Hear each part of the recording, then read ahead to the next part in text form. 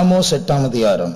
Let's turn to Amos chapter 8. முதல் 2 வசனங்களை வாசிப்போம். Let's read verse 1 and 2. பின்பு கர்த்தராகிய ஆண்டவர் எனக்கு காண்பித்ததாவது, இதோ பழுத்த பழங்களுள்ள ஒரு கூடை இருந்தது.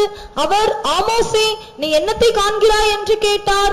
பழுத்த பழங்களுள்ள ஒரு கூடையை காண்கிறேன் என்றேன். அப்பொழுது கர்த்தர் என்னை நோக்கி, என் ஜனமாகிய இஸ்ரவேலுக்கு முடிவு காலம் வந்தது, இனி அவர்களை மன்னிக்க மாட்டேன். Thus hath the Lord God showed unto me, and behold, a basket of summer fruit. And he said, Amos, what seest thou? And I said, a basket of summer fruit. Then said the Lord unto me, the end is come upon my people of Israel. I will not again pass by them any more. போன வாரத்தில் இதே வசன பகுதியிலிருந்து கர்த்தர் சில காரியங்களை நம்மோடு பேசினார். Last week from the same scripture portion the Lord spoke to us. ஒரு நியாய தீர்ப்பு வரப்போகிறது. There is going to be a judgment. எப்படி சில நேரத்துல ஹை கோர்ட்ல இருந்தோ போலீஸ் ஸ்டேஷன்ல இருந்தோ நமக்கு நோட்டீஸ் வருகிற இந்த குறிப்பிட்ட தேதியில் நீங்கள் ஆஜராக வேண்டும், அதுபோல கர்த்தர் பரலோக அரசாங்கம் நமக்கு நோட்டீஸை கொடுக்கிறது. As in the world we receive from a supreme court or a high court a notice that such and such day should come to the court, so also a notice has come from the government of heaven. போன வாரம் ஊழியக்காரருடைய ஜெபத்துல நம்முடைய தலைமை central pastor அவர்கள் ஒரு வார்த்தை சொன்னார், ஒரு நியாய தீர்ப்பு வரப்போகிறது, நிச்சயமா வரப்போகிறது என்று சொன்னார். Last week in the workers meeting our center pastor he also told to us there is going to come a judgment and it is sure. அதேதான் தேவன் நம்மோடு மறுபடியுமாக பேச விரும்புகிறார். And God also desires that he wants to speak to us on the same subject. கர்த்தர் சொல்லுகிறதான வார்த்தைகளை நம்ம அசட்டை பண்ணக்கூடாது. All the words God speaks to us we should never despise. இது சபையாரை பயமூர்த்தி அடக்கி ஆளுகை செய்யும்படியாக மனுஷனுடைய வார்த்தைகளும் அல்ல. And these are the not words of men which can threaten and which can bring the church under control. இது கர்த்தர் நம்மோடு பேசுகிற வார்த்தை. These are the words that the Lord our God speaketh to us. பொதுவாக பழுத்த பழம் என்று சொன்னால், generally when we say a fruit which is ripe, அது எல்லாரும் விரும்பக்கூடிய ஒரு காரியம். And it is something that is desirous by everyone. ஆனால் நம்முடைய ஆண்டவர் வினோதமாக பழுத்த பழத்தை வைத்து நியாய தீர்ப்பை பற்றி பேசுகிறார். But ironically our God he speaks this some fruit, ripened fruit in towards judgment. முதலாம் அதிகாரம் முதலாம் வசனத்தை வாசிக்கும்போது, when we read in the first verse of the first chapter, இஸ்ரவேல் தேசத்தை தாக்கினதான ஒரு பூமி அதிர்ச்சி வருவதற்கு 2 வருடம் முன்பாக ஆமோஸ் தீர்க்கதரிசி இந்த வார்த்தைகளை உரைத்தார் என்று வாசிக்கிறோம். we read this Amos, the prophet Amos, he spoke this word to the children of Israel before 2 years before an earthquake had to strike this land. 2 வருடங்களுக்கு பிறகு அப்படி ஒரு பூமி அதிர்ச்சி வந்தது. And indeed after 2 years such an earthquake came. அந்த பூமி அதிர்ச்சியினுடைய பாதிப்பை பற்றி 3ஆம் அதிகாரம் 15ஆம் வசனத்தில் நாம் வாசிக்கிறோம். And we read the impact of that earthquake in chapter 3 verse 15. வாசியுங்கள். மாரி காலத்து வீட்டையும் கோடை காலத்து வீட்டையும் அழிப்பேன். அப்பொழுது யானை தந்தத்தால் செய்யப்பட்ட வீடுகள் அழியும், பெரிய வீடுகளுக்கும் முடிவு வரும் என்று கர்த்தர் சொல்கிறார். இந்த பூமி அதிர்ச்சியினால் நீங்கள் நான் சொல்லுவதை கேட்காததினால உங்களுக்கு அழிவு வரப்போகிறது, உங்களுடைய பெரிய மேன்மையான வீடுகள் எல்லாவற்றுக்கும் ஒரு முடிவு வரப்போகிறது என்று ஆண்டவர் எச்சரிக்கிறார். And God warns the people, because you do not obey me and you do not hearken to the words that I say unto you, there is going to come a great earthquake where all the great houses also shall be destroyed. அதுபோல தேவன் சபையும் முழு உலகத்தையும் விசாரிக்க போகிறார், நியாயம் தீர்க்க போகிறார். So also God is going to judge the church as well as the whole world. இஸ்ரவேல் ஜனங்கள் தெரிந்து கொள்ளப்பட்டதான தேவனுடைய பிள்ளைகள், அவர்களுக்கும் ஒரு விசாரணை நாள் இருந்தது. The children of Israel, they are the chosen people of Israel. Even them they had a judgment day. எத்தனையோ நூற்றாண்டுகளுக்கு முன்பாக இஸ்ரவேல் ஜனங்கள் எகிப்திலிருந்து விடுதலையாக்கப்பட்டு சில வருஷங்கள் வனாந்தரத்தில் பயணம் செய்தார்கள். And for so many years ago, the children of Israel, they were delivered out of Egypt and they were led in the wilderness. ஆண்டவர் சொன்னார், உங்களுக்காக நான் ஒரு இடத்தை வாக்குத்தத்தம் பண்ணி இருக்கிறேன், அந்த வாக்குத்தத்தம் பண்ணப்பட்ட அந்த தேசத்திற்கு நான் உங்களை கொண்டு போகிறேன். But God said unto them, I have prepared a place for you, a promised land, and I am going to take you there. ஆனால் இவர்கள் அந்த கானான் தேசத்திற்குள் போகும்போது அங்கே ஏற்கனவே எத்தனையோ ஜாதியார் ராஜாக்கள் எல்லாம் அங்கே குடியிருந்தார்கள். And but before they inherited the land of Canaan, there are so many kings and nations inhabiting that land. நாங்கள் ஏற்கனவே இங்கே வந்து விட்டோம், உங்களை நாங்கள் விட மாட்டோம் என்று சொல்லிவிட்டார்கள். And they said, we have already come into this land, we will not allow you to enter therein. ஆனால் கர்த்தர் இந்த இஸ்ரவேல் ஜனங்களை அந்த கானான் தேசத்திற்குள் போய் அத்தனை ஜாதிகளையும் ராஜாக்களையும் அழிக்கும்படியாக பர்மிஷன் அல்ல, ஆர்டர் கொடுத்தார். But however, the Lord gave not only not a permission, but he gave an order so that the children of Israel might destroy all the kings and all the nations that inhabited that land. ஏன்? Why? எத்தனையோ பேர், குறிப்பாக முகமதியர் நம்முடைய பைபிளை விமர்சனம் செய்கிற பாருங்கள், உங்களுடைய பைபிளை கொலை செய்யலாம், வெட்டி போடுங்கள் என்றெல்லாம் சொல்லுகிறதே. And many people, especially the Muslims, they say your Bible, even especially they say you should slay and smite and kill many people. அப்போ ஒரு தேசத்தை அபகரிக்கும்படியாக இவர்கள் வெட்டி போடலாமா இஸ்ரவேல் ஜனங்கள்? They ask a question, so to inhabit a land, to inherit a land, they can even kill. இது நாம் எப்படி பார்க்க வேண்டும்?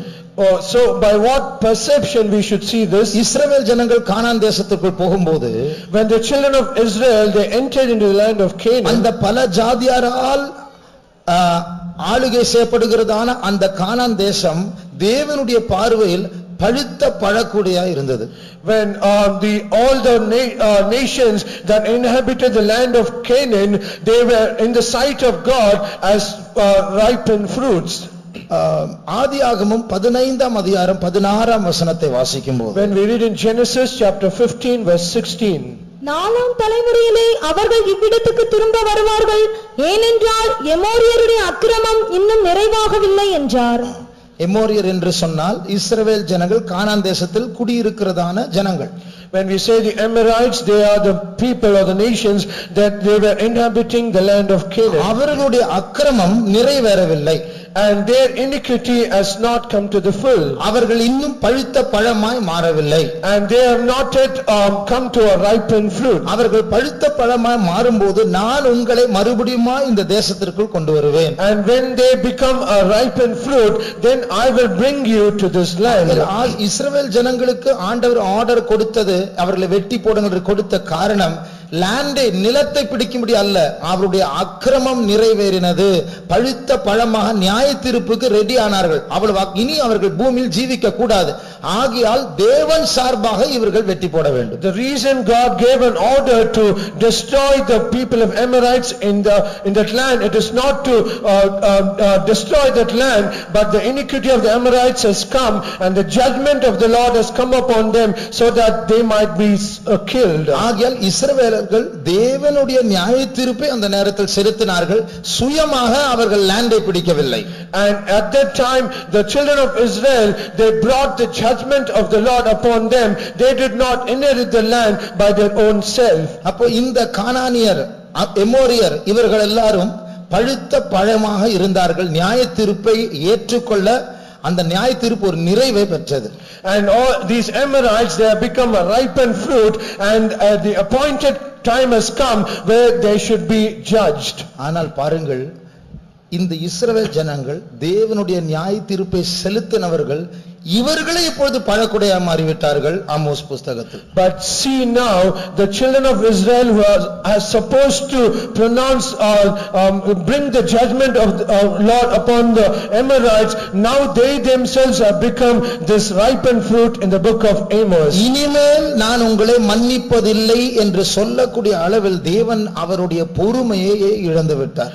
And God has lost his patience to the extent that he said, no more I am going to forgive them. பொறுமை இழந்து விட்டார் என்று சொன்னால் கர்த்தருடைய ஆவி எப்போது மனுஷனோடு போராடாது, பலமுறை மன்னித்து மன்னித்து மன்னித்து அடித்து அந்த சிட்சையை ஏற்றுக்கொள்ளாமல் அவருடைய இருதயம் பிடிவாதமா இருந்தபடினால் கர்த்தர் கடைசி அந்த வார்த்தை சொல்லுகிறார். When we say the Lord lost his patience, it is the Spirit of the Lord will not always strive with man.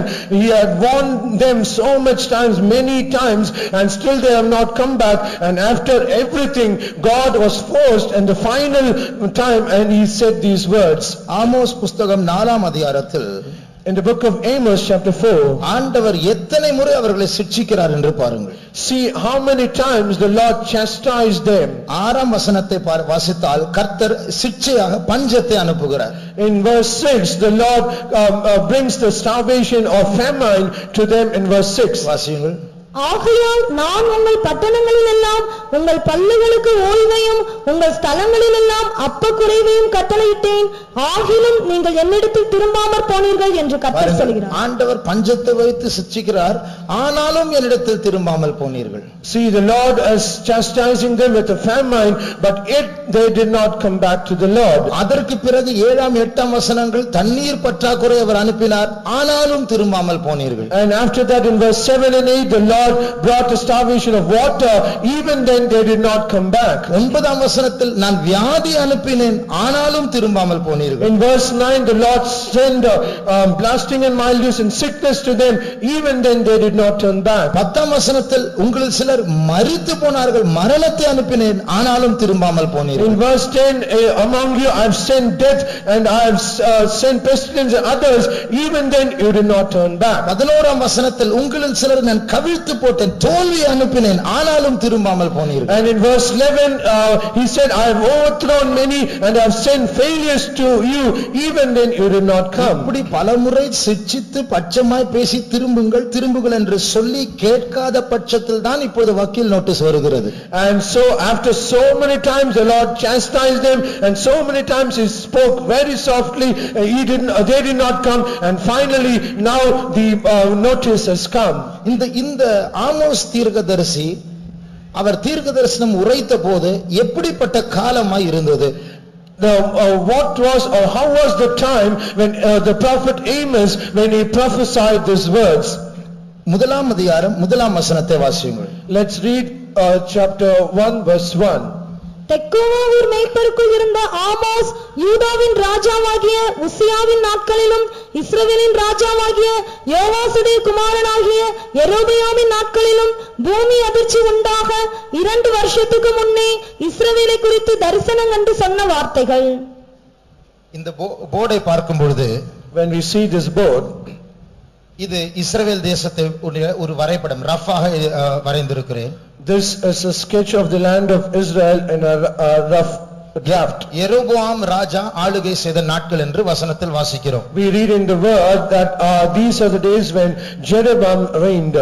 அவருடைய காலத்தில் இஸ்ரவேல் தேசம் இரண்டாக பிரிந்திருந்தது. In his days the kingdom of Israel was split into two.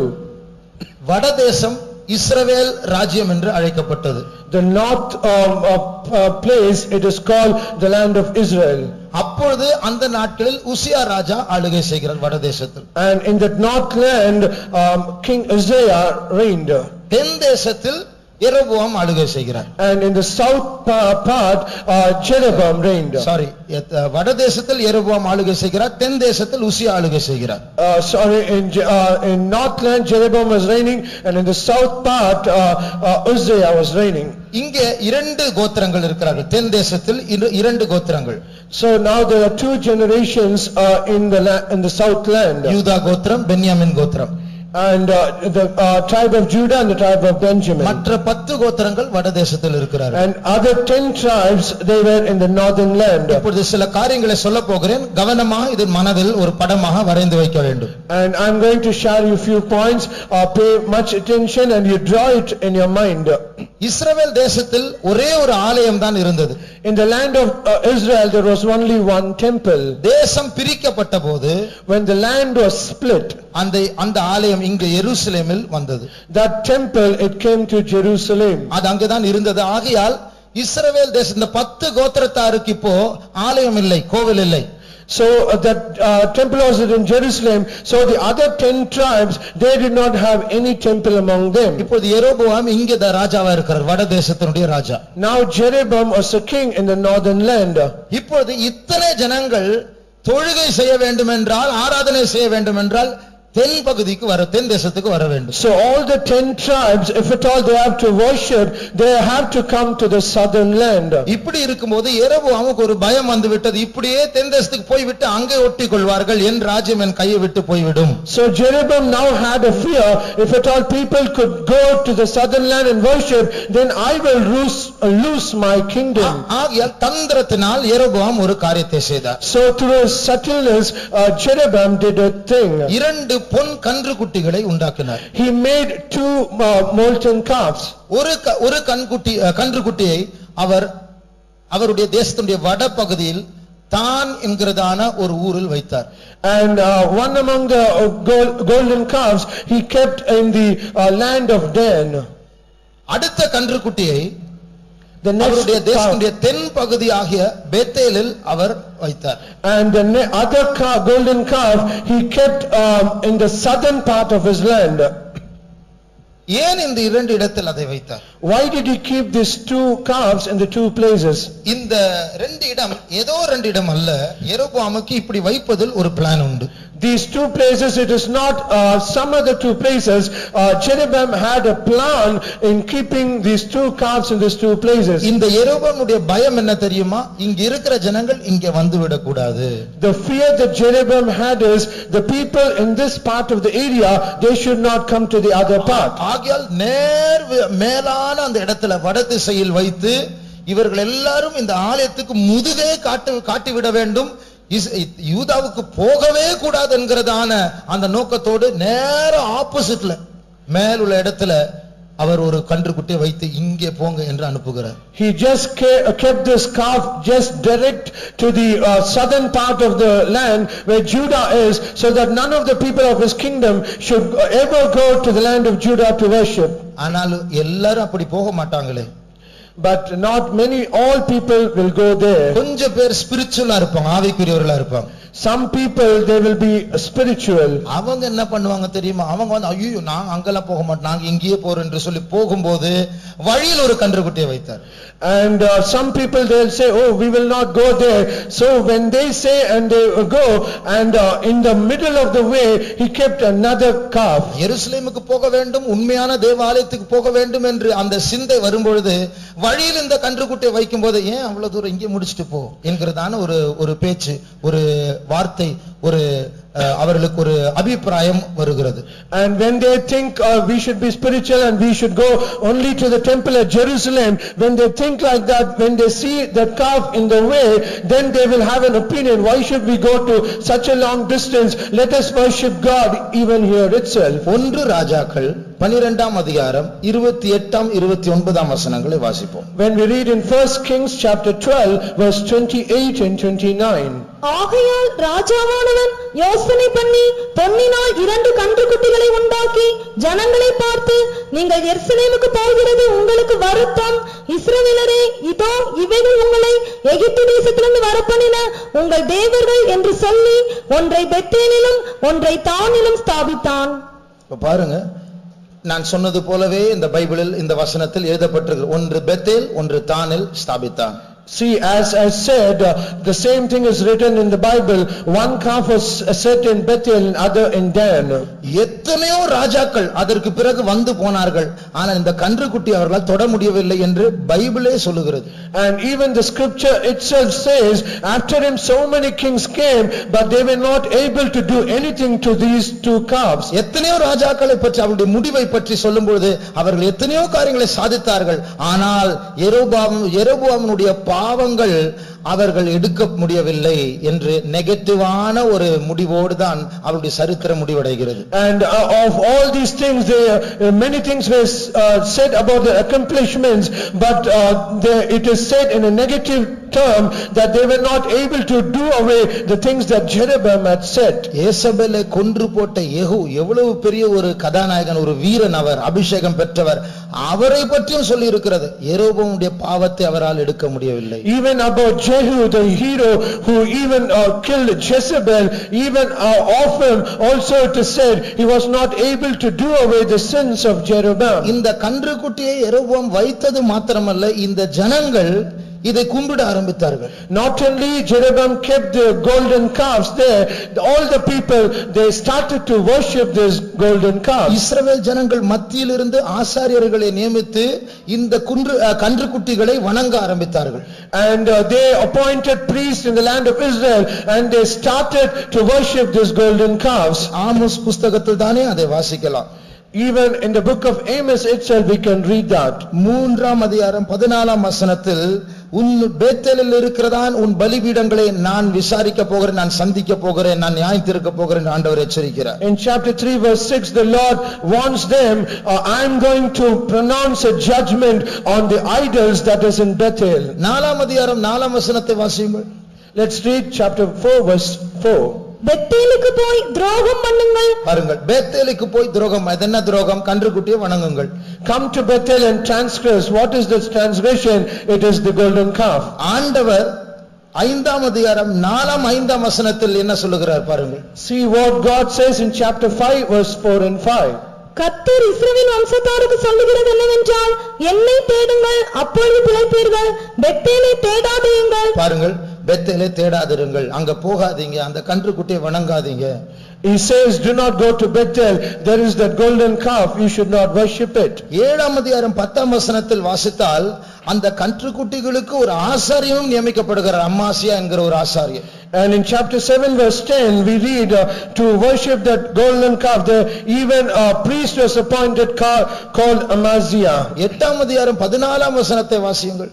Let's read chapter 8 verse 14. தானே உன் தேவனுடைய ஜீவனை கொண்டும் Beersheba மார்க்கத்தின் தேவனுடைய ஜீவனை கொண்டும் என்று சொல்லி. பாருங்கள், தானே உன் தேவன் என்று சொல்லப்படுகிறது, அதுதான் கன்றுக்குட்டி. And it is said, thy God, O Dan, that is the golden calf. அப்போ இந்த கன்றுக்குட்டியை யெரொபெயாம் வைத்தார், அது ஒரு பெரிய சக்சஸ் ஆகிவிட்டது. And Jeroboam set these two golden calves, it has become a great success. எப்படி இஸ்ரவேல் ஜனங்கள் இந்த கன்றுக்குட்டி வழிபாட்டினால் தாக்கப்பட்டார்களோ, அதே போல சபையிலும் இன்றைக்கு வேறு விதத்தில் நடந்து கொண்டிருக்கிறது. So as the children of Israel was attacked by these two golden calves, even now the church has also been afflicted by these two golden calves. Amos தீர்க்கதரிசி ஒரு பழுத்த பழக்கூடையை பார்த்தால் அது இஸ்ரவேல் தேசத்தை குறிக்கிறது. The prophet Amos, he saw the basket of summer fruit, it speaks about the children of Israel. ஆனால் இப்பொழுது நாம் வாழ்ந்து கொண்டிருக்கிற காலத்தில் இஸ்ரவேல் தேசம் அல்ல, முழு பூமியை பழுத்த பழக்கூடையா மாறிவிட்டது. But the days that we are now living in these days, not only the nation of Israel, the whole earth is as the summer fruit. பைபிள்ல சொல்லப்பட்டிருக்கிறது, தேவனுடைய கலப்பில்லாத கோபாக்கினை, அதாவது டைல்யூட் பண்ணாம தண்ணீர் ஊற்றாமல் அப்படி ஸ்ட்ராங்கான தேவனுடைய கோபாக்கினை அவர் ஊற்ற போகிறாராம். And in the scripture it is said about the wrath of God, something that is not diluted, but it is a concentrated wrath of God. போன வாரம் வாசித்த அந்த வசனத்தை வாசிப்போம். வெளிப்படுத்தல் 14ஆம் அதிகாரம். Let's read Revelation chapter 14. 18 19 வசனங்களை வாசி. Let's read verse 18 and 19. அக்கினியின் மேல் அதிகாரமுள்ள வேறொரு தூதனும் பலிபீடத்திலிருந்து புறப்பட்டு வந்து கருக்குள்ள அரிவாளை பிடித்திருக்கிறவனை நோக்கி, பூமியின் திராட்சை பழங்கள் பழுத்திருக்கிறது. பூமியின் திராட்சை பழங்கள் பழுத்திருக்கிறது. The wine of the grapes of the earth, it is ripened. என்ன அர்த்தம்? What is that meaning? தொடர்ந்து வாசியுங்கள். கருக்குள்ள உமது அரிவாளை நீட்டி அதன் குலைகளை அறுத்துவிடும் என்று மிகுந்த சத்தத்தோடு சொன்னான். அப்பொழுது அந்த தூதன் தன் அரிவாளை பூமியின் மேலே நீட்டி பூமியின் திராட்சை பழங்களை அறுத்து தேவனுடைய கோபாக்கினை என்னும் பெரிய ஆலையிலே போட்டான். அடுத்த வசனத்தில் வாசிக்கிறோம், பெரிய வெள்ளம் போல் ரத்தம் சிந்தப்படுகிறது. And the next verse we read, blood came out of the winepress like a flood. பூமியின் திராட்சை பழங்கள் பழுத்திருக்கிறது என்று சொன்னால் நியாய தீர்ப்புக்கு ஆயத்தமா இருக்கிறது. And when we say the wine of the earth is ripened, then we can mean the judgment is already prepared. பூமியில அக்கிரமம் பெருகி பெருகி பெருகி பெருகி ஒரு உச்சகட்டத்துக்கு வந்திருக்கிறது. இனிமேல் ஆண்டவர் பொறுக்க மாட்டார், மன்னிக்க மாட்டார். நோட்டீஸ் வரப்போகிறது, விசாரணை நடக்க போகிறது. The iniquity of the world is rising and it has increased more and more, and the limit has already reached, and God will no more be patient, and notice has to come. அப்போ இப்படி பார்க்கும்போது இரண்டு பொற்கன்று குட்டிகளை பார்க்கிறோம். So we can see about these two golden calves. இந்த ரெண்டு ஏற்கனவே எகிப்தில் ஏகப்பட்ட கன்று குட்டிகள் உண்டு.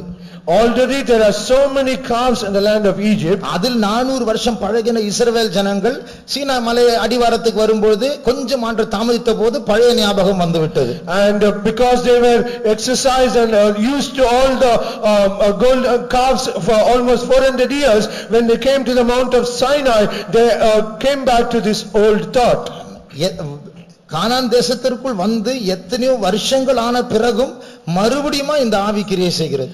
And even after coming to the land of Canaan, after so many years, this spirit was in operation. இந்த ரெண்டு கன்றுக்குட்டிகள் ஏதோ ரெண்டு கன்றுக்குட்டிகள் இல்ல, யெரொபெயாம் இதை உண்டாக்கி அறிமுகப்படுத்தும் போது இந்த கன்றுக்குட்டிகள் தான் உங்களை எகிப்திலிருந்து வெளியே கொண்டு வந்த கன்றுக்குட்டிகள். When Jeroboam said the golden calves, he said these are the gods which brought you out of the land of Egypt. ஆனால் உண்மை சொல்லப்போனால் இவர்களை அடிமைப்படுத்தின வெளியே போக கூடாது என்று அடக்கின கன்றுக்குட்டிகள் தான் இந்த கன்றுக்குட்டிகள். But to the truth, if we say these are the golden calves which enslaved all the children of Israel so that they might not come out of Egypt. ஆனால் ஆண்டவருடைய ஓங்கிய புயத்தினால் அவர்களை பறித்தெடுத்த போது அந்த கன்றுக்குட்டிகள் சொல்லுகிறது, நான் தான் விட்டேன் உங்களை. And when by the outstretched arm of the Lord, when God delivered these golden calves, it appeared to say that I have loved you. இப்போ பாருங்க, எகிப்திலிருந்து அந்த கன்றுக்குட்டிகள் இப்பொழுது இஸ்ரவேலில் உட்கார்ந்து கொண்டிருக்கிறது. But now we can see these golden calves, now it is sitting in the midst of the children of Israel. அந்தி கிறிஸ்துனுடைய வல்லமைகள், அக்கிரமத்தின் ரகசியம் வெளி உலகத்தில் இருக்கிற எத்தனையோ கோடி மக்களை ஆளுகை செய்தாலும் எப்படியாவது சபையை தீட்டுப்படுத்த வேண்டும் என்றுதான் அதனுடைய குறிக்கோள். The mystery of iniquity and antichrist, though there are so many kingdoms of this world, somehow he tries to control and bring everyone under his reign. அப்பொழுது இப்போ நாம் தான் இஸ்ரவேல். But now we are the Israelites. இந்த யெரொபெயாம் பிசாசுக்கு அடையாளமா இருக்கிறான். This Jeroboam is compared to the devil. அவன் சபையில் இரண்டு கன்றுக்குட்டிகளை வைக்கிறான். And in the church he places two golden calves. ஒரு கன்றுக்குட்டி தான். One golden calf is dead. அது யூதாவுக்கே போக கூடாது, யூதாவே பார்க்க கூடாது என்று சொல்லி அவர்களை தலையே திருப்பி வேறு திசையில் கொண்டு போகிறதான ஆவி.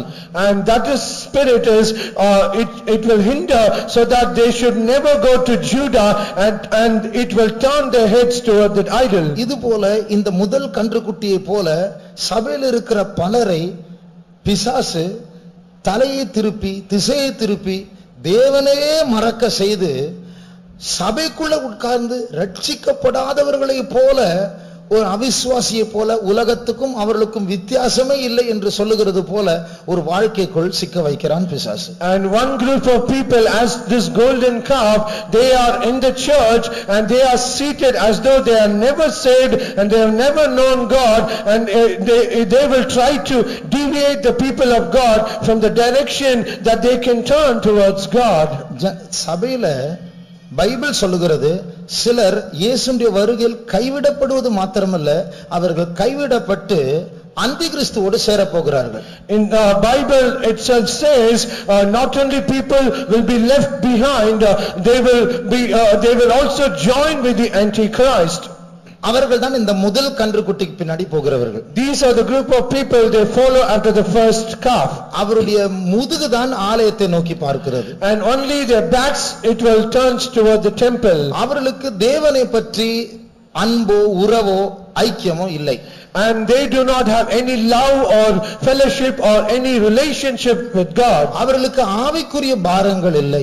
They do not have any spiritual burdens. அவருடைய பாரமும் அவருடைய ஆசையும் அவருடைய பேச்சும் அவருடைய சிரிப்பும் அவருடைய சந்தோஷம் எல்லாமே இந்த உலகம்தான். They are all burdens and their joy and their laughing and everything, it is all only pertaining to this world. நான் இதை சொல்ல விரும்பவில்லை. நான் ஒரு ஊழியக்காரன், முழு மந்தை இயேசுவுக்கு முன்பாக நிறுத்தும்படியாதான் நான் அனுப்பப்பட்டிருக்கிறேன். And I do not desire to say this. I am the servant of God and I am supposed to lead the whole flock of the church towards God. ஆனால் உண்மை என்னவென்றால், இதே சபையிலிருந்து அந்தி கிறிஸ்துவோடு சேர்ந்து அவனுடைய முத்திரை எடுத்து இயேசுவுக்கு விரோதியாக மாறக்கூடிய விதத்தில் வாழ்ந்து வருகிறவர்கள் இருக்கிறார்கள். But in the same church there are a group of people, they will be ready to receive the seal of the Antichrist and they will rise up against Jesus. போய் தொலை என்று சொல்வதற்காக சொல்லவில்லை, போகக்கூடாது, மாற வேண்டும் என்று சொல்லுகிறேன். And I do not say that you go and be destroyed, but I say this so that you might not go there. முழு உலகம் ஒரு பழுத்த பழக்குடையாய் மாறி இருக்கிற நேரத்தில் தேவன் நம்மை பறித்தெடுத்து அந்த வலையில் சிக்கிக்கொள்ளாதபடிக்கு நமக்கு வேற ஒரு செய்தியை கொடுத்து பாதுகாத்து வருகிற நேரத்தில் இங்கே இருந்த ஒரு குரூப் எனக்கு இது வேண்டாம், அந்த பழக்குடை தான் வேண்டும் என்று குதித்து நியாய தீர்ப்புக்குள் குதிக்கிறார்கள். When the whole world is becoming like the basket of the summer fruit, when God has plucked us out and delivered us out of that basket, and when it is such a way, there are some group of people, they say, we do not need this thing, we are going to go to that basket of fruit. இப்படிப்பட்ட எத்தனையோ பிரசங்கங்களை கேள்விப்பட்டிருக்கிறேன். நியாய தீர்ப்பு வந்ததில்லை, இன்னும் வருவதும் இல்லை. And I have already used to hear so much of sermons like this about judgment, but still that judgment has not come. இதேதான் லோத்து நாட்களில் சொன்னார்கள், நோவாவின் நாட்களிலும் சொன்னார்கள். And it is the same thing they preach in the days of Lot and in the days of Noah. ஒரு நாள் வெள்ளம் வந்தது, one day the flood came, ஒரு நாள் அக்கினி மழை பெய்தது, one day there were fire from heaven, ஒரு நாள் அங்கு சிரித்தவர்கள் அழ ஆரம்பித்தார்கள், one day all those that they laughed they cried. அதே போல மனுஷகுமாரன் வரும் நாட்களில் சம்பவிக்கும் என்று இயேசு சொன்னார். At the same thing will happen when the Son of Man comes, the Lord Jesus warned. அந்த ரெண்டு சம்பவங்களில் சிரித்தது போல இன்றைக்கும் சிலர் சிரிப்பார்கள். And all those people who laughed at the two events, even so all many people will laugh like here. அந்த ரெண்டு சம்பவங்களில் வசனத்தை புரட்டி இது நடக்காது என்று மற்றவர்களை திசை திருப்பினவர்கள் இருந்தது போல இன்றைக்கும் இருப்பார்கள்.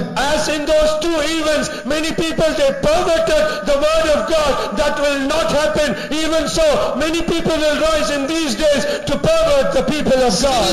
அத்தனை பேரும் அழ ஆரம்பித்தது போல இந்த நாட்களிலும் அழ ஆரம்பிப்பார்கள். All those who laughed as they cried in those days, even so in these days many people will start to cry. நான் உண்மையாய் சொல்லுகிறேன், இப்படிப்பட்ட பிரசங்கம் செய்ய என்னுடைய இருதயம் விரும்பாது. I am so honest in saying this thing. I never desire, or my heart will never allow to preach such a sermon. ஏன் தெரியுமா? Do you know why? இப்படி ஒரு பிரசங்கத்தை பண்ணும்போது என் இருதயம் சொல்லுது, நீ மாட்டிட்டா? And because when I preach such a sermon, my heart itself it's convicting me, if you will also be stuck in this. இது ஊருக்கு பிரசங்கம் இல்லையே, நானும் தானே சபை. It is not only a sermon to the other people, even I am also part of this church. நாளைக்கு தேவனுடைய கிருபை விட்டு போனால் நானும் அந்த பழக்குடையில் தான் இருப்பேன். If at all I also go away from the grace of God, I also myself will be in the basket of the summer fruit. நான் பேசுகிறது ஆண்டவர் பேசு என்று சொன்னபடினால் பயந்து பேசுகிறேன், அவ்வளவுதான். I speak all these words because the Lord asked me to speak all these words, and I speak this with fear and trembling. ஒரு குடிகாரன் எப்படி மயங்கி கிடந்து புத்தி தெளிவில்லாமல் இருக்கிறாரோ அதே போல அவனை எழுப்ப அடிக்கணும், தண்ணி தெளிக்கணும். அது போலதான் நாமும் சில நேரத்தில் நம்முடைய மயக்கத்திலிருந்து எழுப்பப்பட வேண்டும். As a drunkard, when he is insane and without his clear mind, when he is just lying like that, how we should hit him, smite him and to wake him up, so also the Lord sometimes has to take this path. பாருங்க, இந்த Bible Amos புஸ்தகத்தில் வாசிக்கிறோம், இந்த யூதர்கள் ஒருவர் அழைக்கிறார்கள், பெத்தேலுக்கு போவோம், பாவம் செய்வோம். We read in the book of Amos, the Jews, they call one to another, saying, "Come, let us rise up and go to Jerusalem." தானே உன் தேவன் ஜீவிக்கிறார். Oh, then your God liveth. எவ்வளவு பயங்கரமான துணிகரமான வார்த்தை. How presumptuous and how terrible word is that. இது போல நம்மில் அநேகர் இருளாக்கப்பட்டு துணிகரமான சில தப்புகளை செய்து ஒன்றும் சம்பவிக்காதது போல அது சந்தோஷமான காரியம் போல வாழ்ந்து வருகிறோம். So also we also be darkened and we become presumptuous and do all sorts of things and we go in such a way. போன வாரம் ஊழியக்காரருடைய ஜெபத்துல ஒரு தீர்க்க தரிசனம் வந்தது. Last week in the workers meeting there came a prophecy. ஒரு ஆவி தேவனுடைய மந்தையை சுற்றி சுற்றி வருகிறது. A spirit, it is coming around and around அவர்களை இருளிலிருந்து இருளுக்கு நடத்தி வருகிறது. And it leads them from darkness to darkness. வெளிச்சத்திலிருந்து இருள் அல்ல, இருளிலிருந்து இன்னும் இருளுக்குள். It is not from light to darkness, it from darkness to darkness. அவர்களை நடத்தும் பொழுதே அவர்களை சில தவறுகளை செய்ய வைத்து இது தவறு அல்ல என்று அதே ஆவி தட்டி கொடுக்கிறது. As they lead these people, it did not say, it says that it is not wrong and it encourages them to go more and more into the darkness. இப்படிப்பட்ட ஜனங்களை பாதுகாக்கும்படியாக அந்த தீர்க்க தரிசனத்தின் மூலமா ஆவியானவர் ஊழியக்காரர்களை தட்டி எழுப்பிக் கொண்டிருந்தார். To preserve and to protect all such people, the Spirit of God through the servants of God, He wants us to protect those people. நேற்று ராத்திரி ஜெபத்துல அதற்காக நாங்கள் ஜெபித்தோம், அநேகர் வரவில்லை. And even yesterday night we all prayed for that thing, but many people have not come. ஆகையால் நாம் நியாய தீர்ப்பின் விளிம்பில் இருக்கும் பொழுது நாம் இன்னும் நம்முடைய மயக்கத்தில் இருந்தால் சிக்கிக் கொள்வோமே. But now if we are at the brim of the judgment, if even still we are not in that insane state, then we will go into a terrible trap. சபையை மூன்றாய் பிரிக்கலாம். We can divide the church into three parts. ஒன்று ஜெயம் கொண்டு இயேசுவின் வருகையில் எடுத்துக் கொள்ளப்படுகிறவர்கள். One group of people, they are overcoming people and they will be caught up at the coming of Jesus. ஒன்று இயேசுவினுடைய பூரணத்தை அடைய முடியாமல் கைவிடப்பட்டு ஆனால் இரத்த சாட்சியம் மரிக்க பலன் கொண்டவர்கள். And the other group of people, they will not be caught up at the coming of the Lord and they will die as martyrs in the tribulation period. மூன்றாவது கூட்டத்தார் ஒரு இரத்த சாட்சியம் மரிக்கவும் பலன் இல்லாமல் அந்தி கிறிஸ்துவின் பிரஷருக்கு ஒப்பு கொடுத்து முத்திரையை எடுக்கிறவர்கள். And the third group of people are those, they will not be able to die as martyrs, they will not have any strength to die as martyrs, and because of the pressure of the Antichrist, they will accept the seal of the Antichrist. நேரா வடதிசையில் இருக்கிற ஆப்போசிட்ல இருக்கிறதான அந்த கன்றுக்குட்டி பின்னாடி போகிறவர்கள் தான் கைவிடப்பட்டு முத்திரை எடுக்கிறதான group. And these are the group of people, they go directly to the northern part of the land and they will be left behind and they will accept the seal of the Antichrist. அந்த இரண்டாவது கன்றுக்குட்டி கூட்டத்தார், and the group that belong to the second golden calf, அவர்கள் ஆலயத்திற்கு இன்னும் கொஞ்சம் சீரியஸாக வரக்கூடியவர்கள், அதை கொஞ்சம் முக்கியப்படுத்துகிறார்கள், ஆனாலும் அவர்களுக்கு பூர்ணத்தை தேடுகிறதில்லை. And these are the group of people, they are spiritual people, they give some importance to come to Jerusalem and they take it as something serious and they yield themselves to come. ஆலயத்துக்கு போகிற வழியில் ஒரு கன்றுக்குட்டி நின்று கொண்டிருக்கிறது, அதை கடந்து போக தெரியவில்லை, அங்க நின்று விடுகிறார்கள். And in the way to go to Jerusalem, to the temple at Jerusalem, there is a golden calf and they do not have a strength to bypass that and go. ஆகையால் அங்கே நின்று விட்டு அதை கும்பிடுகிறார்கள். And they stand there and they are stuck there and they worship that golden calf. அர்த்தம், அவருடைய முகம் கோவிலை பார்த்து தான் இருக்கிறது, ஆனால் அவர்களுக்கு முன்னேற முடியாதபடிக்கு தடை. The meaning is their faces are turned towards the temple but they do not have strength to proceed or progress further. இப்படி நாம் அரைகுறையாக ஸ்பிரிச்சுவலா ஆவிக்குரியவர்களா இருந்தாலும் பாதிப்பு உண்டு, அதிலேயும் நம்மை தடை செய்கிற சில கன்றுக்குட்டிகள் உண்டு. And if there is a danger if you are partially spiritual, and there is a great danger in that. நம்முடைய சபையினுடைய முக்கிய குறிக்கோளை எல்லாரும், நீங்களும் நானும் எல்லாரும் இயேசுவை போல மாறும், கிறிஸ்துவுக்குள் தேறினவர்களாய் நிற்க வேண்டும். And the whole purpose of our church is you and I and the whole church should be perfect in Christ. அப்போ இதை நாம் முக்கியப்படுத்தாமல் வேறொரு சிந்தையோடு வேறொரு அபிப்பிராயத்தோடு வேறொரு புரோகிராமோடு நாம் இங்கே வந்தால் அதுதான் அபூர்ணம், அதுதான் அந்த கன்றுக்குட்டி. And not giving importance to this thing and we have some other thought and if we go in that path, that is imperfection. அதாவது தேவன் ஒரு காரியத்தை பேசிக்கொண்டே இருக்கிறார், அதோடு இணைக்கப்படாமல் நம்முடைய வேலையை முக்கியப்படுத்தி, படிப்பை முக்கியப்படுத்தி, பணத்தை முக்கியப்படுத்தி, நம்முடைய வருமானத்தை முக்கியப்படுத்தி, இதற்காக மாத்திரம் நம்முடைய இருதயம் தேவனை தேடிக் கொண்டிருக்கிறது, அதுதான் அந்த கன்றுக்குட்டி. And God speaks to us and so that we might be joined together with him without giving importance to that, but we give importance to our work, studies and all the worldly things.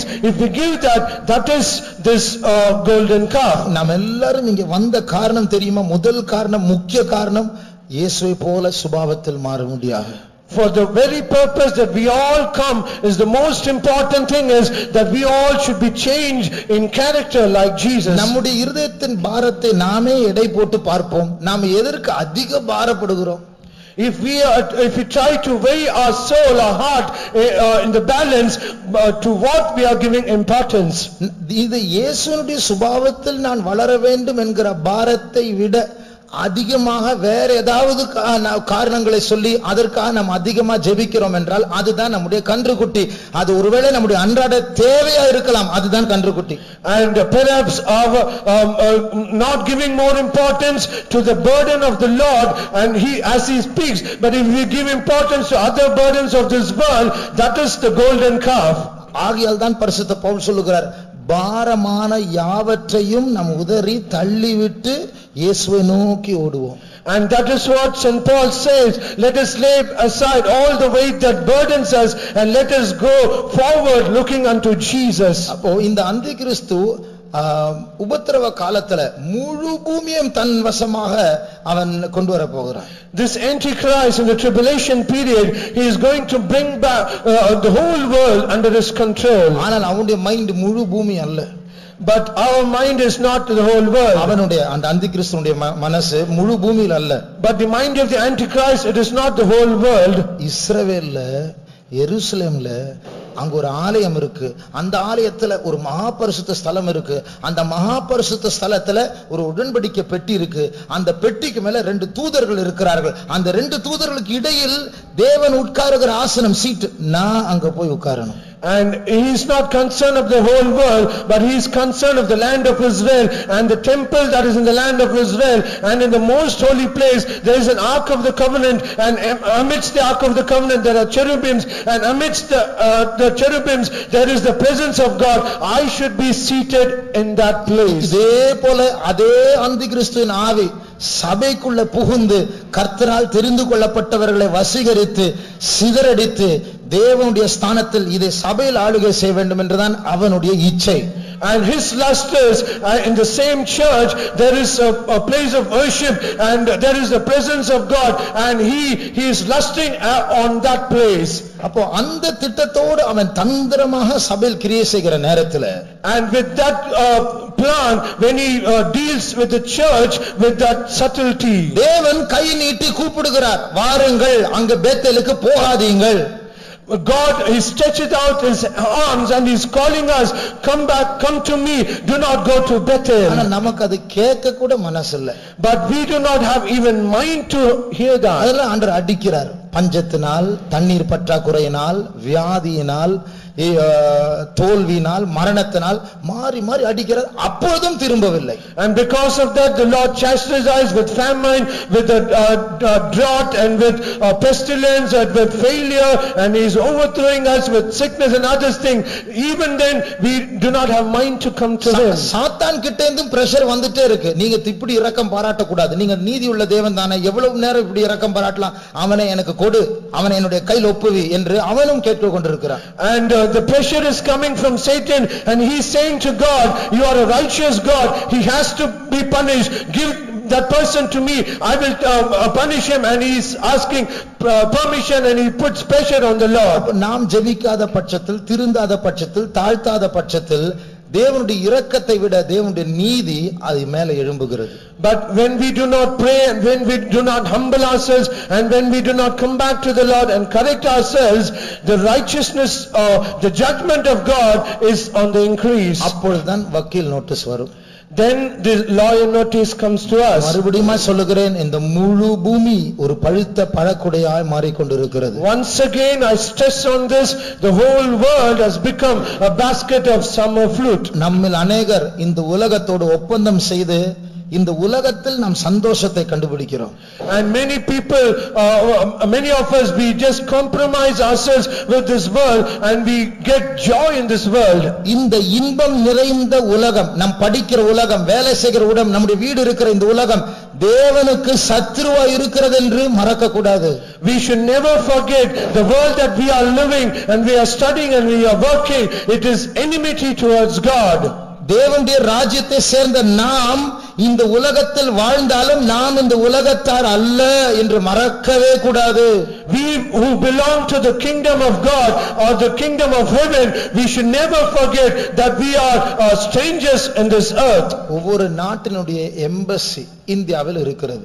And every country, the embassy of all the countries are in India. அமெரிக்காவினுடைய embassy இந்தியாவில் இருக்கிறது. The embassy of the United States of America, it is in India. Embassy இந்தியாவில் இருந்தாலும் அந்த America embassy அது அமெரிக்காவினுடைய சொந்த இடம், அது இந்தியாவில் இருந்தாலும். And because the embassy of America, though it is in India, it does not belong to India. That place, it belongs to America. அந்த அர்த்தம் அந்த நிலம் அது கொஞ்சம் ஒரு அரை ஏக்கர் நிலமா இருக்கலாம், ஆனால் அது அமெரிக்காவுக்கு சொந்தம். Though it might be a very small land and half an acre, even though it belongs only to America. இப்போ ஒரு அமெரிக்கா கொலைகாரன் இருக்கிறான் என்று வைத்துக் கொள்வோம். இந்தியாவில் ஒரு கொலை செய்து விட்டான், ஒரு அமெரிக்கன் கொலை செய்து விட்டான். Consider an American in India, he has committed a murder. அவன் ஓடி போய் அமெரிக்கன் டெல்லியில் இருக்கிற அமெரிக்கா எம்பசிக்குள் புகுந்து விட்டான். And immediately he runs to the embassy of America in Delhi. இந்தியாவில் இருக்கிற அரசாங்கம், போலீஸ், வக்கீல் யாரும் ஒண்ணும் பண்ண முடியாது. And the government of India and all the police forces, they can do nothing to him. அந்த ஒரு இடத்துக்குள்ள போக முடியாது. They can never enter into that place. அமெரிக்க அரசாங்கத்தை கான்டாக்ட் பண்ணி அவர்கள் மூலமா சட்டபூர்வமாய் வேண்டும் என்றால் வெளியே கொண்டு வரலாம், இல்லாமல் முடியாது. And they should contact the government of America and they should receive some legal punishment or legal case, then only they can touch him. அதுபோல நம்முடைய ஃபெய்த்தும் தேவ ராஜ்யத்தினுடைய embassy. So also our faith home is the embassy of the kingdom of heaven. உங்களுடைய வீடுகள் தேவனுடைய ராஜ்யத்தினுடைய embassy. Your houses are the embassy of the kingdom of heaven. பிசாசு அதை திருட விடக்கூடாது. You should never allow devil to steal. தேவன் உங்களுக்கு கொடுத்திருக்கிற பாதுகாப்பான இடம், அதில் கன்றுக்குட்டியை வைக்க விடக்கூடாது. That place is given as a safest place for you. You should never allow as the place of the calf. வீட்ல டிவி இருந்தா 1000 முறை சொல்லியாச்சு வைக்க கூடாது என்று சொல்லி அதை வைத்து பார்த்து கொண்டிருந்தால் அந்த கன்றுக்குட்டியினுடைய விளைவுகளை சந்திக்க ஆயத்தப்படுங்கள். We have told you thousands of times not to keep the television at your home. After that, if you keep it, then that is the place of the golden calf. இன்றைக்கு சிரிக்கலாம், இன்றைக்கு விமர்சனம் செய்யலாம், எதிர்க்கலாம். ஒரு காலம் வரப்போகிறது, அந்த அற்ப கால டிவினால நித்திய காலம் வரப்போகிறீர்கள். Now you might laugh and now you might criticize all these things, but now there is going to come a judgment and you have to meet the consequences. அது அவ்வளவு முக்கியமா? Is it so important? நித்திய காலமா அழக்கூடிய அளவில் இப்போ அனுபவிக்கும் என்று அது அவ்வளவு சுவை உள்ளதா? You are going to suffer for eternity, then it is so important that you should enjoy now. சாத்தான் அவ்வளவு லகுவாக உங்களை ஏமாற்றி விட்டானா? Is it the devil has cheated you so easily? ஆகையால் நம்முடைய வீடுகளை எம்பசியாக நாம் காத்துக்கொள்வோமாக. So let us protect our houses as an embassy of the kingdom of heaven. உலகம் என்று லேபல் வைத்திருக்கிற எதுவா இருந்தாலும் அது நம்முடைய வீட்டில் இருக்க கூடாது. Whatever that has a caption or label as something to worldliness, let nothing be in our home. இன்றைக்கு இன்றைக்கு சாட்சியில் கேட்டோமே, ஒரு இந்து சகோதரிக்கு நம்முடைய சபைக்கு வர வேண்டும் என்று ஆண்டவர் தரிசனம் கொடுத்தார். Even today we heard of a testimony to the Hindu sister. She had a revelation or leading of the Lord about our church. அதே தேவனிடத்தில் நீங்கள் தொடர்பு கொண்டு நீங்கள் கேளுங்கள், என்னுடைய வீட்டில் ஏதாவது கன்றுக்குட்டி இருக்கிறது ஆண்டவரே என்று சொன்னால் அவர் பேசுவார். To the same God, if you could ask, oh Lord, is there any golden calf in my house? Surely he will reveal and he will speak to you. பரிசுத்த பவுல் சொல்லுகிற, எப்படியாயினும் மரித்தோரின் உயிர்த்தெழுதலை நான் அடைய வேண்டும், அதற்கு நான் எதை விடவும் ரெடியா இருக்கிறேன். And St. Paul says, somehow I should attain to the order of the resurrection, and for that I leave everything. அவர் சொல்லுகிறார், நான் அதை தியாகம் செய்கிறேன் என்று சொல்லவில்லை, அதை குப்பையாய் விடுகிறேன் என்று சொல்லுகிறார். He says, he does not say that as a sacrifice, but he says, I count it as dung and dust. நான் தியாகம் செய்றேன்னு சொன்னா எனக்கு வேணும், விலையேறப்பட்டது, ஆனாலும் பரலோகம் போக முடியாது, சரி நான் விடுகிறேன், அதான் தியாகம். When we say a sacrifice, it is like that, it is I need it, it is something essential, but somehow I should go to the kingdom of God, and because of that I leave it. குப்பை என்று சொன்னால் இது இயேசுவின் வருகைக்கு தடையாக்குமா, ஐயோ எனக்கு வேண்டவே வேண்டாம் என்று உடனடியாய் போடுவது. But when we say as dung and dust, it is say, oh, will it be a hindrance that I will not be caught up at the coming of the Lord? I don't need that. குப்பை எடுத்து நம்ம சாப்பிடுற டேபிள்ல வைப்போமா? Will we ever bring the dust and keep it on our dining table? பக்கத்தில் இருந்தாலே எனக்கு தடை, அது தீட்டு, என் வீடு நாறும். அதற்குன்னு ஒரு இடம் இருக்கு, அத குப்பை தொட்டி, அங்கதான் இருக்க வேண்டும். Even if it is very near to me, it is something that is that will defile my thing, and the place that it should be in the dust. பெரிய பெரிய பில்டிங்ஸ் அழிய போகிறது. So many great buildings will be destroyed. பெரிய பெரிய ஆட்கள் அழிய போகிறார்கள். So many great people are going to be destroyed. எதெல்லாம் இந்த பூமியில் மேன்மை என்று எண்ணப்படுகிறதோ எல்லாமே நீங்க போகிறது. All things that is called something great in this world, it is going to be destroyed one day. ஒரு மீனை பிடிக்க புழு தேவையாயிருக்கிறது. அந்த மீனை பிடித்த பிறகு அந்த புழு அவசியம் இல்லை.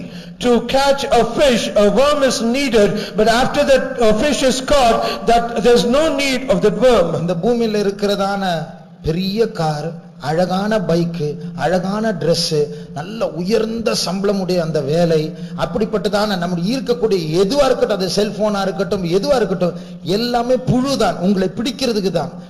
உபத்திரவ காலத்தில் இதெல்லாம் அற்று போக போகிறது. All the things of this world, the beautiful car and the beautiful bike and all the fashionable dress and all the things of this world, it is just like the worm to trap us, to attract us, but in the tribulation period everything will be gone. அப்போ இதெல்லாம் ஒரு கண்ணி, பிரியமானவர்களே. Beloved, all these things is a snare. தேவனுடைய சபைக்குள்ள இருந்து இதை பார்க்க கூடியதான கண்கள் இல்லாமல் இதற்கு பிறகும் இதற்கு பின்னாடி நம் கவனம் செலுத்தி ஆசைப்பட்டு போனால் உலகத்தில் இருக்கிற முட்டாள் நமக்குள் இருக்கு இதை செய்கிறவர்கள் அதை விட முட்டாள்.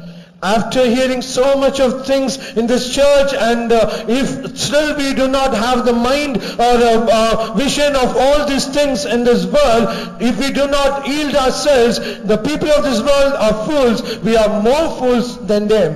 இப்போ இஸ்ரவேல் ஜனங்களை பாருங்கள், ஆண்டவர்களை பஞ்சத்தினால் அடித்து, தண்ணீர் பஞ்சத்தினால் அடித்து, வியாதினால் அடித்து, மரணத்தினால் அடித்து, தோல்வினால் அடித்து, மாறி மாறி அடித்து, அப்பொழுதும் திருந்தவில்லை என்றால் அந்த இருதயம் எவ்வளவு பிடிவாதமா இருக்கும், அந்த கன்றுக்குட்டியுடைய வல்லம் எவ்வளவு பயங்கரமானது. See the children of Israel, after God has chastised them with failures and death and pestilences and famine and drought, after all these things, even they were not able to come back.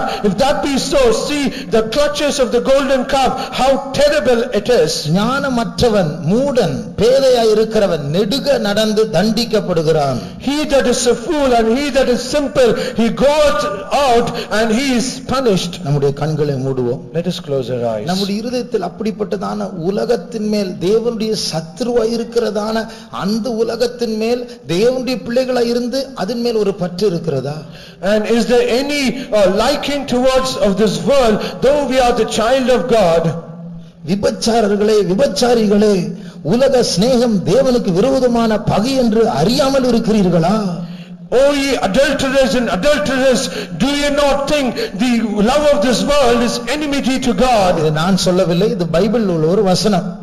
It is not I who say this verse, it is a verse in the Bible. எத்தனை பேர் உணர்கிறோம் அப்படி எனக்குள் இந்த உலகத்தை பற்றிக் கொள்ளுகிற ஒரு பிடிவாதம் இருக்கிறது?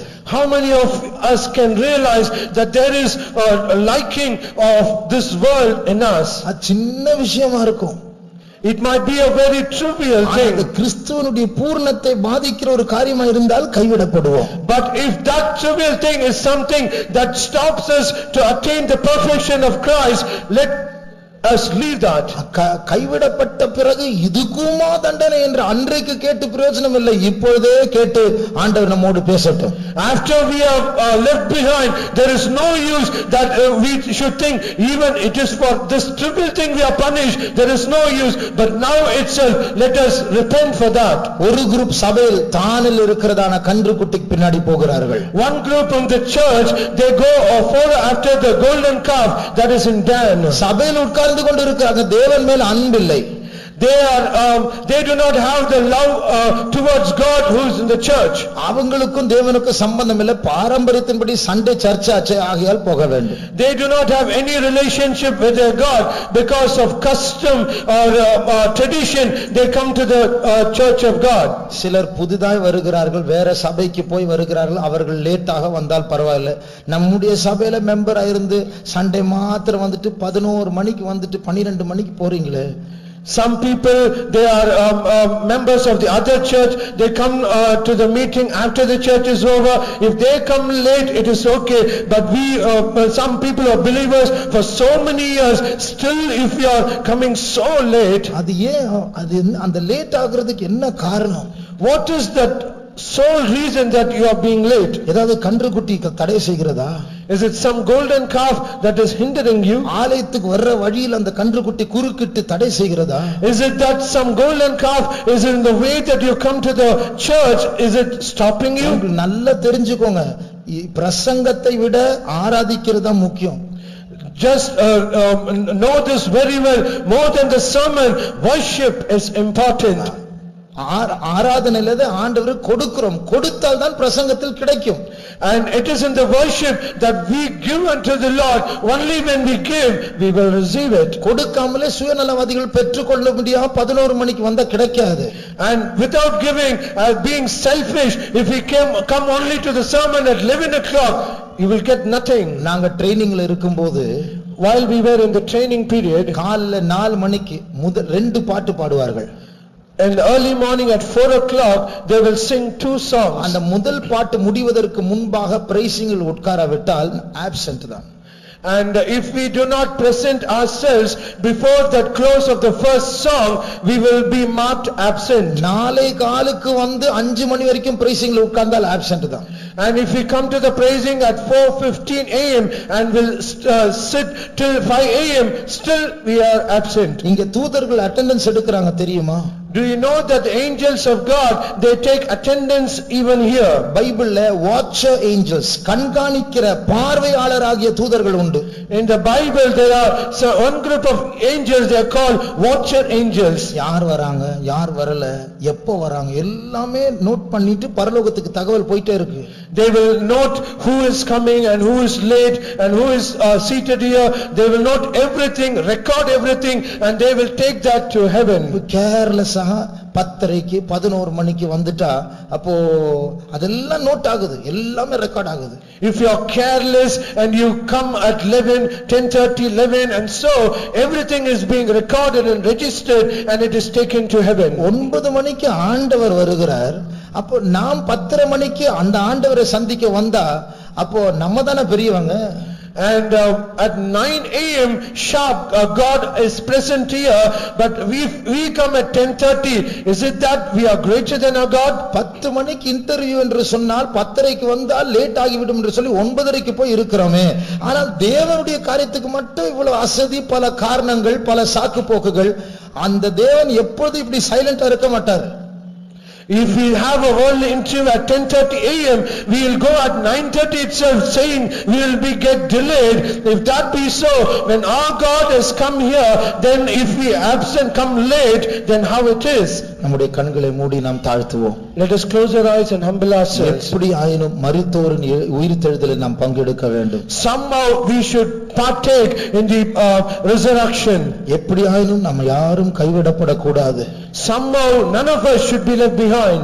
தானுக்கு போகிறவர்களே திரும்பி வாருங்கள். Oh, ye that go to Dan, come back. எருசலேமுக்கு போகாமல் பெத்தேலில் நின்று விட்டவர்களே நடந்து போங்கள். All those who have to go to Jerusalem, you have stopped at Bethel, proceed further. நம்முடைய ஆலயம் எருசலேமில் தான் இருக்கிறது. Our temple is at Jerusalem. நம்முடைய தேவன் எருசலேமில் நமக்காய் காத்துக் கொண்டிருக்கிறார். Our God is waiting at Jerusalem. அக்கிரமத்தின் ரகசியம் கிரியை செய்ய இடம் கொடுக்காதீர்கள். Do not give room to the iniquity, mystery of iniquity to operate. இருதய பிடிவாதத்திற்கு இடம் கொடுக்காதீர்கள். Do not give to the rebellion of the heart. கர்த்தர் அடித்தால் எழும்புவோம். If the Lord smite us, let us arise. உங்களுக்கு தெரியுமா இந்த யெரொபெயாம் ராஜாவுக்கு ஒரு ஆபத்து வந்தது. Do you know there was a great danger that happened to the king Jeroboam? அசீரியா ராஜா அவர் சீரியாவை பிடித்தார். The king of Assyria, he captured Syria. சீரியாவுக்கு கீழே வந்தா இஸ்ரவேல் தான். And under Syria, the children of Israel came. அடுத்தது இஸ்ரவேல் தான். And after that, the next person is children of Israel. சீரியாவை பிடித்த போது அசீரியா கொஞ்சம் பலவீனப்பட்டு போனது. But after the Assyrians, they captured Syria, they were weakened. என்னை தாக்க வர மாட்டான், என் மேல் வரக்கூடிய நியாய தீர்ப்பு கடந்து போயிருக்கிறது என்று சொல்லி யெரொபெயாம் சுகமாக வாழ்ந்தான், கன்றுக்குட்டி உண்டாக்கினான். And Jeroboam, he had a very lethargic life, saying the Assyrians have been weakened, he will not come to attack us, and he was destroyed in himself. அப்போ இது போல சில நேரத்தில் ஆண்டவர் சில எச்சரிப்புகளை கொடுப்பார். ஆனால் நாம் தாழ்த்தும் போது நியாய தீர்ப்பு தவிர்க்கப்படும். அந்த நேரத்துல நம்ம உடனே ரிலாக்ஸ் பண்ணி திருப்பி பழைய பாவத்திற்கு போக நம்முடைய இருதயம் தேடும். ஏனென்றால் இது திருக்குள்ள மகா கேடுள்ள இருதயம். So also when we are allowed to receive the judgment of God, if we humble ourselves, God will avoid and delay the judgment. Then we should not be high-minded and think that nothing will happen. We should not be like that, because the heart is so desperately wicked. ரெண்டு காரியத்துக்காக ஜெபிப்போம் இப்பொழுது. Now let us pray for two things. பலன் இருந்தால் முழங்காலில் நிற்போம். If we are able, be on your knees. ஒன்று, உங்களுடைய இருதயத்தில் என்னுடைய இருதயத்தில் அப்படி அந்த நாம் ஆண்டவர் வெறுக்கிற அந்த உலகம், அந்த பாவத்துக்கு பின்னாடி போகக்கூடிய ஒரு பிடிவாதத்தை பகுத்தறிந்தால் அது போக வேண்டும் என்று ஜெபிக்க போகிறோம். And if we are able to discern that we are not able to hate that sin, let us pray to the Lord. The Lord should help us. அந்த stubbornness, அந்த பிடிவாதம் என்னை விட்டு போக வேண்டும். That stubbornness should go out of us. Let us pray and ask help of the Lord. இரண்டாவது, secondly, என்னுடைய வீட்டில் நம்முடைய faith homeல் எந்த கன்றுக்குட்டியும் இருக்கக்கூடாது, தேவ ராஜ்யத்துடைய எம்பசியாக மாற்றப்பட வேண்டும். In my church and in my house, none of this golden calf should be there, and my house should be turned as an embassy of the kingdom of heaven. எந்த பிசாசு வந்தாலும் வாசலோடு நிற்க வேண்டும், உள்ள வர அனுமதி இருக்கக்கூடாது. Whatever be the devil, it should just stop at the door of your house. It should never enter into your house. என்னுடைய சரக்கு உள்ள இருக்கு என்று சொல்லி பிசாசு உரிமை பாராட்டி உங்கள் வீட்டுக்குள் நம்முடைய faith homeக்குள் அவன் வரக்கூடாது. None of the devil should claim anything of his things in the house, and it should not come into your house, not to the church. ஜெபிக்க ஆரம்பிப்போம். Let us start to pray. இருதயத்தில் அப்படிப்பட்ட கடினம் இருந்தால் ஜெபிப்போம், தாழ்த்துவோம். If we have that hardened in our heart, let us humble ourselves and start to pray. உடைய சத்தத்தை உயர்த்தி ஜெபிப்போம். Let us lift up our voice so that our heart might be broken. கடமைக்காக அல்ல, பழுத்த பழமாய் மாறக்கூடாது என்று அறிந்து ஜெபிப்போம். Let us not pray for duty's sake. Let us understand that we should not become as the basket of the summer fruit. வீட்டிற்கு நியாய தீர்ப்பு நோட்டீஸ் வருவதற்கு முன்பாக தாழ்த்தி ஜெபிப்போம். Before that law and notice comes to the house, let us humble ourselves and pray to the Lord. நோட்டீஸுக்கு பதிலாக கிருபை வீட்டுக்கு வரட்டும். Instead of the notice, let grace come to our house. அது எந்த கன்றுக்குட்டியா இருக்கட்டும், அதை வீட்டை விட்டு போகத்தான் வேண்டும். Whatever be the golden calf, let it go out of our house. சுத்திகரிக்கிற கர்த்தர் நம்மத்தில் உலாவிக் கொண்டிருக்கிறார். He that cleanses, the Lord who cleanses us, he is moving in our midst. அவர் சொல்லுகிற வார்த்தை என்னவென்றால், His word that he says to us. நீங்கள் மனம் பொருந்தி கீழ்ப்படிந்தால் தேசத்தின் நன்மையை புசிப்பீர்கள். If you repent and you obey, you shall eat the good of the இந்த land. உலக தேசம் அல்ல, It is not the worldly. சபை தேசம், இஸ்ரவேல் தேசம். This is the land of the church, the land of Israel. இந்த இஸ்ரவேல் தேசத்தில் ஒரு நன்மை இருக்கிறது. There is a goodness in the land of Israel. சுகம் இருக்கிறது, There is health, ரட்சிப்பு இருக்கிறது, there is salvation, பரிசுத்தம் இருக்கிறது. there is holiness. அது எந்த தேவையாருக்கும் இங்க ரெடியா இருக்கிறது. And whatever time it is always ready. முதலாவது இந்த கன்று குட்டியை உடைத்து போடுங்கள். First, let us break the golden calf. இயேசுவுண்டே வாருங்கள். Come back to Jesus. அவரிடத்தில் கிட்டி நெருங்கும்படியாக பொருத்தனை செய்வோமாக. Make a war so that we might come closer to him. எல்லாரும் சேர்ந்து ஜெபிப்போம். Let us all join together and pray. 2 நிமிடம் நம்முடைய சூழ்நிலைகளை உணர்ந்து ஜெபிப்போம். We have 2 more minutes. Let us understand the situation and pray earnestly. கவனிங்கள், எத்தனையோ ராஜாக்களால் அந்த கன்றுக்குட்டி எடுத்து போட முடியவில்லை. Consider that so many kings, they were not able to remove the golden calf. ஆனால் நாம் அதை எடுத்து போடுவோமாக. But let us remove that. எப்படி மோசேக்கு ஒரு அபிஷேகம் வந்தது, As அந்த கன்றுக்குட்டி அவரை தூளாக்கி அவர் உடைத்தது போல, Moses received the anointing, he pounded that golden calf. எது நம்மை வசீகரித்து நம்மை பிடித்துக் கொண்டிருந்ததோ அதை உடைக்கக்கூடிய ஒரு வல்லமை கர்த்தர் தரப்போகிறார். That which attracted us and it has enslaved us, let us break it into pieces. இனிமேல் உன்னுடைய வீடு தெளிக்கப்பட இட்ட இடமாய் இருக்க வேண்டும். Henceforth, your house should be in such a state. ரத்தத்தினால் தெளிக்கப்பட்ட ஒரு இடமாய் மாற்றப்பட It வேண்டும். should be a place where the blood should be sprinkled upon. தேவனுடைய அனுமதி இல்லாமல் ஒரு சிறிய பூச்சி என் வீட்டுக்குள் வராது. Without the permission of the Lord, not even a small insect should come to the house. தேவனுடைய அனுமதி இல்லாமல் ஒரு சிறிய கொசு என் வீட்டுக்குள் நுழையாது. Without the permission of the Lord, even a small mosquito cannot come in. அது தூதர்கள் சூழ்ந்திருக்கும் இடம். That is the place where the angels are surrounded. தேவனுடைய மேகம் மூடுகிறதான இடம். That the place where the cloud of the Lord is surrounded. கர்த்தருக்கு பரிசுத்தம் என்று நியமிக்க லேபல் ஒட்டின இடம். That is the appointed place where is holiness unto the Lord. கர்த்தருடைய ஆவியானவர் அசைவாடிக் கொண்டிருக்கிறார். The Spirit of the Lord is moving in our நானே midst. உங்களை பரிசுத்தப்படுத்துகிற கர்த்தர் என்று சொல்லுகிறவர் அசைவாடிக் கொண்டிருக்கிறார். He that said, I am the Lord that sanctified you, he is moving in our midst. சில கன்றுக்குட்டிகள் உடைக்கப்படுகிற சத்தத்தை நான் கேட்டுக் I கொண்டிருக்கிறேன். hear the noise that some of the cars is being broken. படார் படார் என்கிறதான உலகத்தினுடைய ஆயுதங்களை வைத்து சிலர் அதை உடைத்துக் கொண்டிருக்கிறார்கள். Many people are breaking with the weapons of this world, breaking the golden calves. அந்த கன்றுக்குட்டி ஒரு சிலை அல்லாத ஒரு ஆவி. That calf is not an idol, it is a spirit. உங்கள் கையில் வைத்திருக்கிற ஆயுதம் ஒரு மெட்டல் ஆயுதம் அல்ல, அது கர்த்தர் தந்திருக்கிற அதிகாரம். The weapon that is in your hand, it is not a metallic weapon, it is the authority of the Lord. சீக்கிரமாக பொருத்தனைகளை செய்யுங்கள். Make a decision quickly. அந்த உலகம் வேண்டாம், We do not need the world. கன்றுக்குட்டி வேண்டாம். We do not need the calf. இன்றைக்கு அதற்கு ஒரு நியாயத்தீர்ப்பு உண்டாக போகிறது. Today there is a judgment to the calves. கர்த்தருடைய ஆவியானவர் அசைவாடி ஓராயா சப்தனாங்க